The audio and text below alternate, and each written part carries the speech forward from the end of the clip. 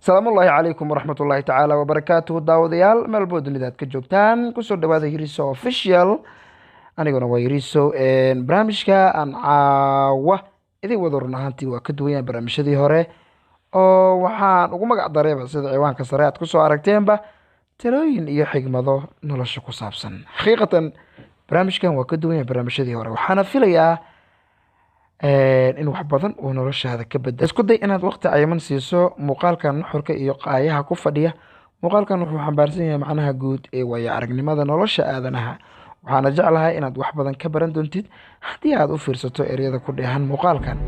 dhegeysto ama daawado waxaan kaa rajaynayaa inaad si fiican uga faa'iidaysato haddaba daawasho wacan cilaaqada ama xiriirka keliya aan marnaba xumaanin fashilmin qalqalna gelin niyad xunna aan la soo darsin iyo malooyin ayaa waxa ay tahay cilaaqada qofka ay kala dhexayso rabbigiisa dariiqooyinka ugu daahirsan lagu joogtayn karo xiriirkaasi ayaa waxa uu yahay salaada shakhsiyadda xoogala micnaheeda maaha inaad ku hadaaqdo hadallo liita ama afxumo ah ee xoogga waa xikmad ee maaha afxumo haddii aad shay doonaysid ka dalbo rabbigaaga si daran u dalbo dalabkaaga ku celceli oo ha ka daalin waxaase hubaal ah inuu alle kaa ajiibayo waayo alle waa ku maqlayaa marka aad barido waa uu ku arkayaa marka aad dhaqaaqayso waana og yahay waxa aad samayso howlahaagana waa kaaga dhow yahay qalbowlahaagana waa kaaga dhow yahay qalbiga waxa uu og yahay waxa uusan ku dhawaaqin carabka dhegahana aysan adigana waa inaad ogaataa waxa carabkaagu ku dhawaaqayo dhegtaadana ay maqlayso qofka aan dhadhamin qaraarka bilowga ka dhammaadka qofka mar walba ka fikira dhammaadyadana bilowga laha waxaa jira dadku dhankan oo sugayaan inaad ka dhacayso marka aad dhacdayna ay ku sheegayaan inay filayeen mar hore inaad la foogayso bal inta ay dadka ku mashquulayaan ogowna inaad naftaada ku mashquulshid inay kaaga xaqnimo badan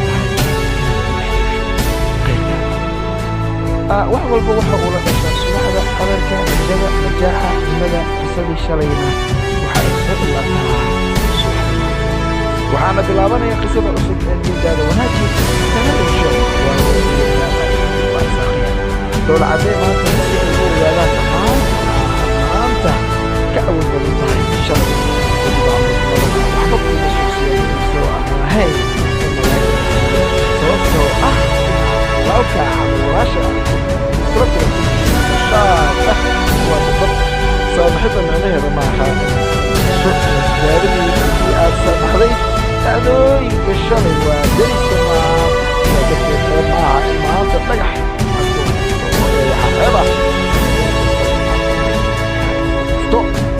waxaan filayaa daawadayaal in barnaamijkaasi uu wax badan noloshiina markaasi uu ka bedeli doono adduunyaba kala noqdo marka isku day inaad si oo micnaha yani micnihii aad dhuuxdo kadibna aad kala baxdo markaa wixii muhiim ah tani intayna barnaamijkan lamid aan ku kulmi doonno waa bahda yeriso official uu hogaaminaya yeriso idin la sidaayo nabadgelyo wassalaamu calaykum waraxmatullaahi wabarakaatuhu